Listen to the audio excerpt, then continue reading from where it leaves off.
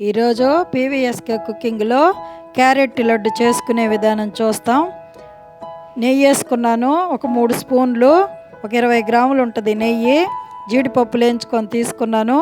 అరకిలో క్యారెట్ సన్నగా తురిమి ఆ మిగిలిన నేతిలో వేస్తున్నాను. ఇది బాగా పచ్చివాసన పోయేదాకా వేయించుకోవాలి. కొంచెం బాగా ఆగనిచ్చి మూత పెడతాను. ఒక 2 నిమిషాల తర్వాత కొంచెం మగ్గనిద్దాము.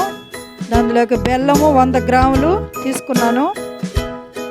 ఇప్పుడు మూత తీసి మళ్ళీ వేయించుకోవాలి. చెమ్మంతా పోవాలి. క్యారెట్ చెమ్మే సరిపోద్ది. చెమ్మ పోయింది. యాలక్కాయలు వేసాను.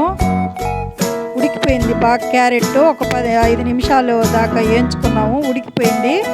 బాగా ఉడకనిచ్చి బెల్లం వేయాలి. ఉడకకుండా బెల్లం వేస్తే కసుక్కు అంటది.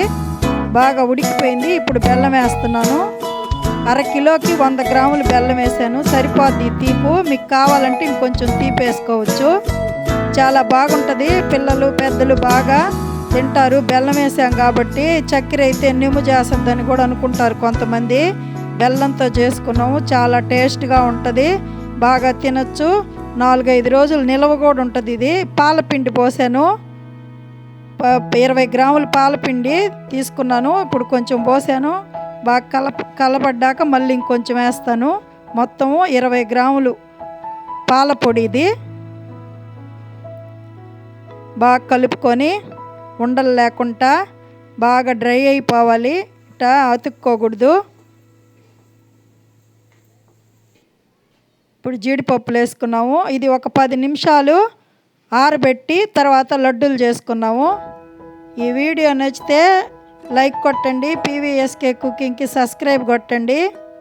ఇవి ఫ్రిడ్జ్లో పెట్టుకుంటే కొంచెం సేపటికి బిగుసుకుంటాయి.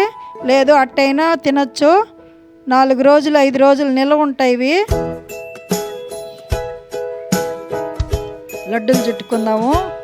ఇలా చేసి పెడితే పిల్లలు బాగా తినేస్తారు. క్యారెట్ అంటే ఇష్టం లేనివాడు కూడా ఇలాగా లడ్డూలు చేసి పెట్టేస్తే బాగుంటుంది. పాల పొడి వేసాం కాబట్టి చాలా టేస్ట్గా ఉంటుంది. తప్పకుండా చేసుకొని చూడండి ఒకసారి. చూడడానికి అంతా మోతీచూర్ లడ్డు లాగా ఉంది. క్యారెట్ లడ్డు ఇది.